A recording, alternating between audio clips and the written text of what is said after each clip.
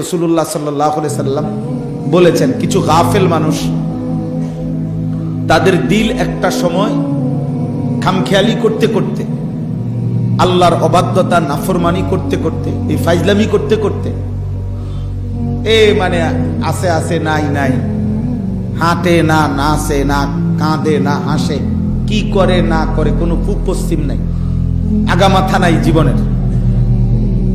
রাত বাজে 3টা, ঘুমানোর খবর নাই। সকাল বাজে 10টা, উঠবারে কোনো নাম গন্ধ নাই। ঘুমেরও স্টেশন নাই, সজাগ হওয়ারও স্টেশন নাই, জীবনের কোনো ধারাবাহিকতা নাই। এরকম গাফেল। কিরে কি করো? এ বসে রয়েছে। এতক্ষণ কি করছো? ঘুরছি। হ্যাঁ, ভাল লাগতেছে না। কেন ভাল লাগতেছে কি জানি। অর্থাৎ জীবনের কোনো সৌন্দর্য নাই, ধারাবাহিকতা নাই, কাজের কোনো বন্টন নাই, বরং সবকিছুতেই গাফলত, খামখেয়ালি। আল্লাহ নবী সাল্লাল্লাহু আলাইহি সাল্লাম বলেন, এমন মানুষের দিল একটা সময় এমন হয় কাল কুজে মিরবাদান। এই শব্দের অর্থ হলো ওই কলসির মতো যা উল্টে ফেলা হয়েছে, উল্টানো হয়েছে, এই উল্টা কলস এর মতো হয়ে যায়। নবীজি সাল্লাল্লাহু আলাইহি সাল্লাম বলেছেন, এবং মুজাখিয়ান, সাথে সাথে ওই উল্টা পিঠে আলকাত্রা মাখানো হয়ে গেছে।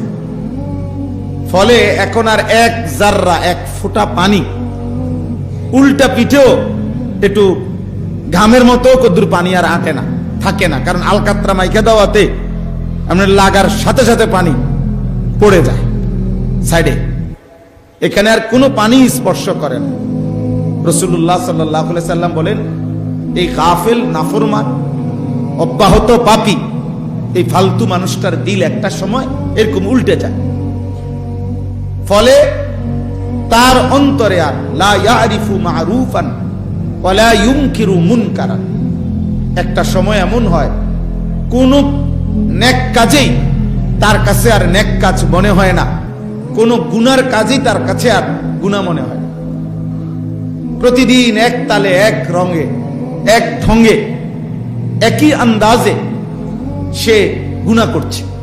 কোনো লজ্জিতও না, বিব্রতও না, কোন রকম মানসিক কোনো অস্থিরতা অথবা লজ্জিত কোনো অনুভূতিও নাই। স্বাভাবিকভাবে মিথ্যা বলতেছে, স্বাভাবিকভাবে ওজনে কম দিতেছে, স্বাভাবিকভাবে প্রকাশ্যে সবার সামনে খোলামেলা বিড়ি সিগারেট খাইতেছে, স্বাভাবিকভাবেই মানুষের সামনে চলাফেরার মধ্যেই মানুষের আশপাশে দেখতেছে উনি নর্তকী, নাচ গান টেলিভিশনের মধ্যে দেখতেছে। এটা অন্যরা দেখলে কি মনে করবে, এই অনুভূতিটুকু ওনার মধ্যে নাই। মানুষ চলাচলের রাস্তায় পেশাবে ধরছে, বইয়া লাইছে, আমার মতন দরকার, মুতা লাইছি আর কি।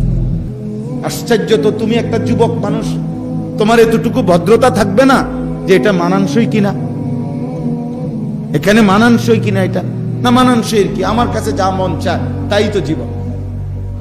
এই যে এরকম হওয়া, এরকম হয়, এটা আল্লাহ নবী সাল্লাল্লাহু আলাইহি সাল্লাম বলেন, এটা হলো ওই কথার প্রমাণ যে তার দিল উল্টানো, যার ফলে ওই দিলে আল্লাহর কথা বললেই, ধাক্কা লাগলেই পড়ে যায়, আটকে না, দিলে ঢোকে না, দিলে ঢোকে না।